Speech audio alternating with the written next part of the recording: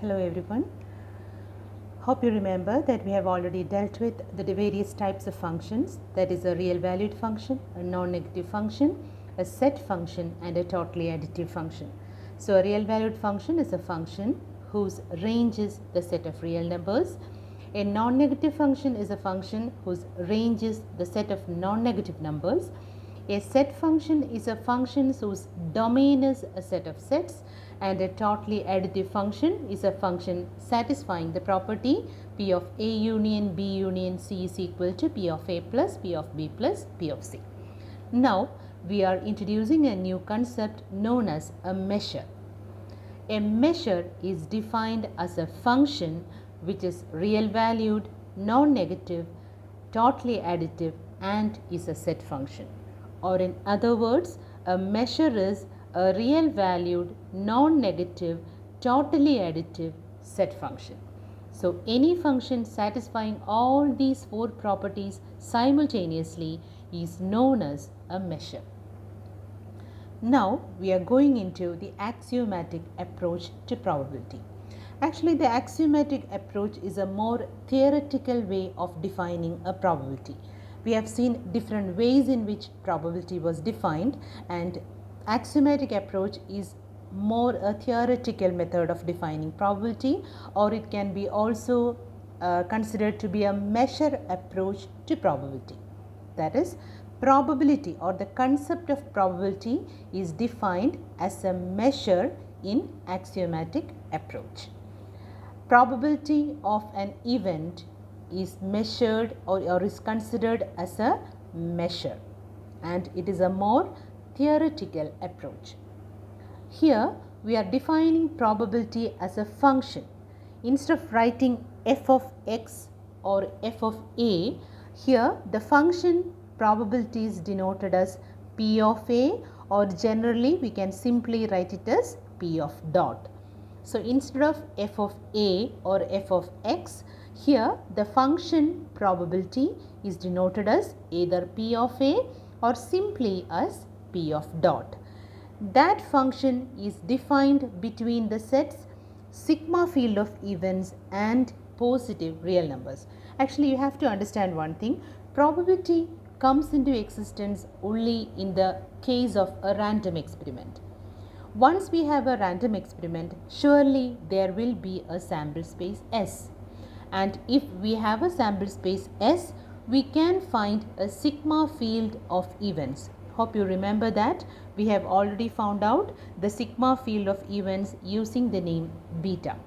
So assume that we have a random experiment with a sample space S, and let beta be the sigma field of events. So beta is the sigma field of events. Now consider this beta as the domain of the new function p of a. So we are defining a function p of a such that its domain is the sigma field of events.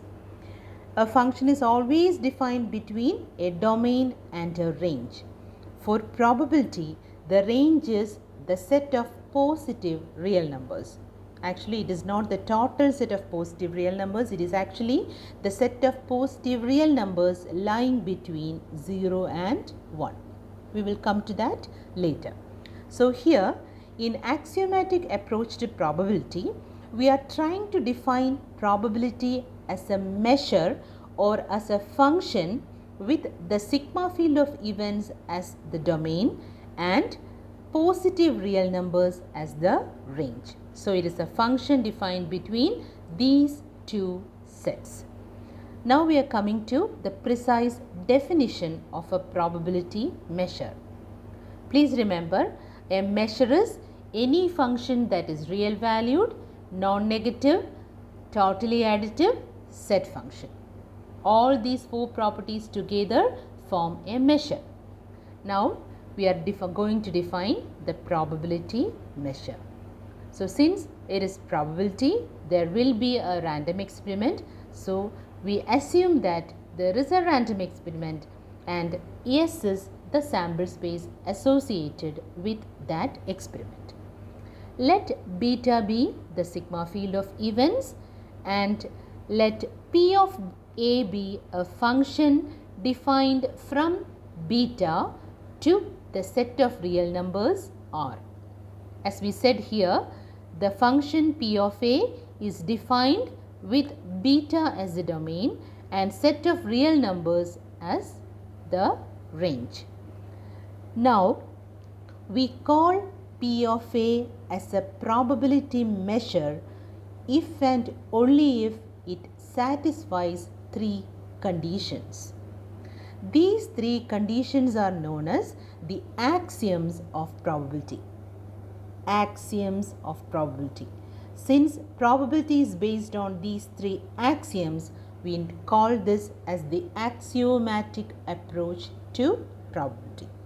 So, we have a function P of A which is defined with beta as the domain and set of real numbers R as a range. Now, this function P of A can be called a probability measure if and only if these three conditions are satisfied. The first condition is that P of A will be a probability if and only if P of A is always greater than or equal to 0. This is the axiom 1 or the first axiom. Probability of any event A will be greater than or equal to 0. Please note that here A is an event. Why are we saying that A is an event? Because P of A is defined on beta. What was beta? Beta was a sigma field of events. So, do you remember when we studied beta, it was written like this. A sigma field of events is written like a set having the sample space, the null set, event A, complement, event B, complement, union, intersection, everything.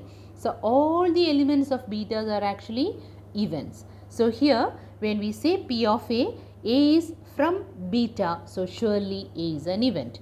So, the first axiom of probability states that probability of any event A is greater than or equal to 0. It should be a real number and it should be greater than or equal to 0.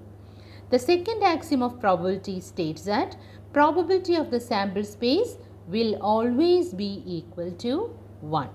And the third axiom states that if A1, A2, etc., it can be any number of events, if A1, A2, etc. are disjoint events, disjoint means they are mutually exclusive, that is A1 intersection A2 equal to null set. So, if A1, A2, this is applicable to, this condition is applicable for all the events A1, A2, etc., An. Not An, it can be infinite also. So, if A1, A2, etc. are disjoint or mutually exclusive events, then probability of A1 union A2 union etc. is equal to P of A1 plus P of A2 plus etc. So, these three conditions are called the three axioms of probability, and if these three conditions are satisfied by any function P of A which is defined between the beta or sigma field of events and set of real numbers, then we say that P of A is a probability measure. This definition is extremely important. This is the axiomatic approach to probability. It can also be called the definition of probability measure. The correct definition is given in the note. It is exactly like what I said now, and you have to by heart the definition. So, here this definition is based on these three axioms. Let's just look at these axioms once more. The first axiom says that the function P of A should be a real number and should be greater than or equal to 0.